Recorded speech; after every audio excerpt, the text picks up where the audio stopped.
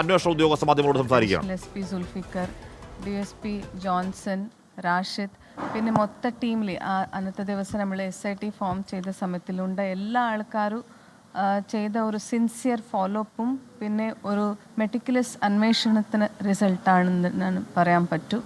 ഇതിൽ ഈ ഒരു വേർഡിക്റ്റ് വന്നതിൽ ഈവൻ പബ്ലിക് പ്രോസിക്യൂട്ടർ വളരെ നമുക്ക് ഹെൽപ്പ് ചെയ്തിട്ട് വളരെ മെറ്റിക്കുലസായി അവർ ഫോളോ അപ്പ് ചെയ്തിട്ടുണ്ട്.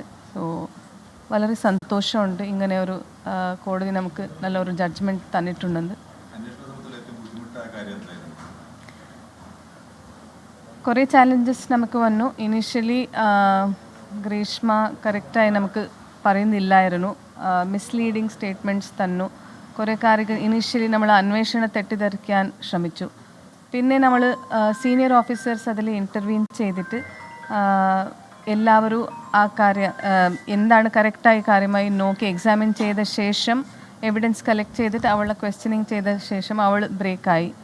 സോ ഇനീഷ്യലി കുറച്ച് ചാലഞ്ചസ് വന്നു, പക്ഷെ നമുക്ക് പിന്നെ കാര്യങ്ങൾ മനസ്സിലാക്കിയ ശേഷം എവിഡൻസസ് കളക്ട് ചെയ്തിട്ട് നന്നായി അന്വേഷണം കൊണ്ടുപോകാൻ പറ്റിയിട്ടുണ്ട്.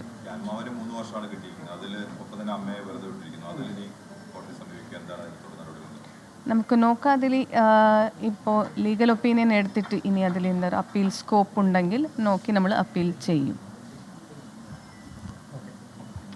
Thank you.